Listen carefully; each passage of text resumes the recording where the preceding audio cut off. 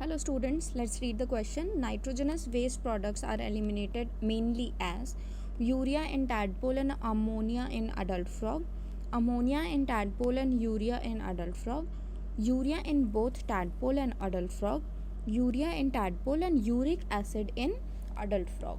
So let's look at the key concept here. So the key concept is nitrogenous waste types of nitrogenous wastes. अब nitrogenous waste जो होते हैं ना वो 3 types के हो सकते हैं. जो हमारा फर्स्ट टाइप है दैट इज अमोनिया. अमोनिया क्या होता है? This is highly soluble in water, highly soluble in water, H2O लिख देते हैं. And it is also very toxic. अब टॉक्सिक है तो इसको क्या होगा? Large amount of water required होगा टू डाइल्यूट और सेफली एक्सक्रीट आउट. अब ये कौन से ऑर्गेनिजम्स करते हैं? जैसे कि एक्वेटिक एनिमल्स जो होते हैं, इनका एग्जाम्पल होता है एक्वेटिक एनिमल्स जैसे कि फिशेस हो गए हमारे और इन्वर्टिब्रेट्स जो होते हैं, एक्वेटिक इन्वर्टिब्रेट्स दोज.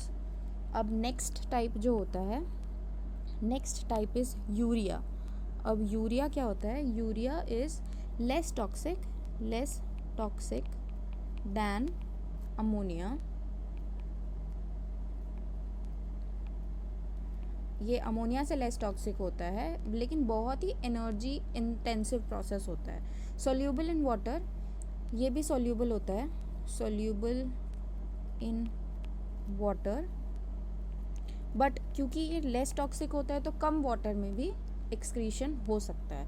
और ये कौन से ऑर्गेनिजम्स करते हैं? ये करते हैं हमारे मैमल्स कर सकते हैं, अडल्ट एम्फीबियंस कर सकते हैं जो कि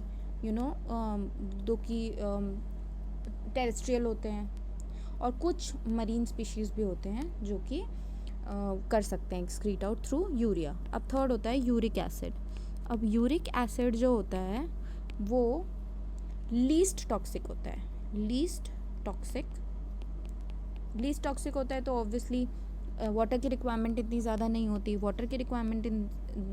होती. दैट मीन्स वो जो ऑलमोस्ट इनसॉल्यूबल होता है, इनसॉल्यूबल इन वाटर, तो सेमी सॉलिड फॉर्म में एक्सक्रीट आउट हो जाता है मिनिमल वाटर लॉस के थ्रू.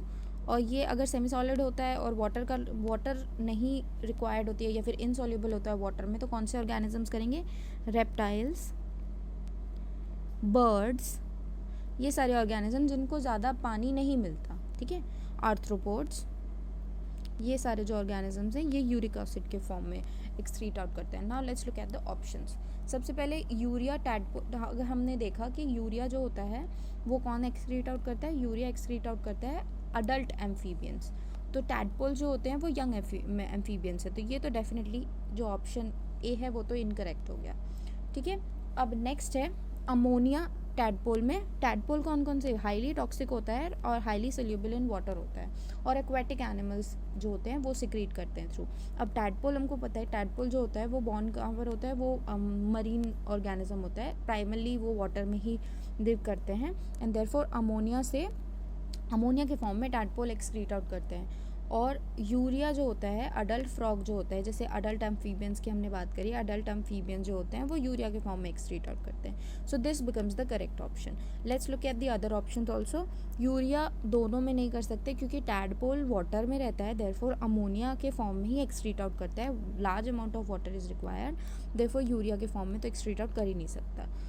एंड यूरिक एसिड जो होता है, एडल्ट जो फ्रॉग होता है that also lives in water, that is not, मतलब उनको स्कैरसिटी ऑफ वाटर नहीं होती, देयरफॉर यूरिक एसिड के फॉर्म में नहीं एक्सक्रीट आउट करता है. Therefore C and D is also incorrect. So the correct answer becomes option B. I hope आपको समझ आया हो. All the best.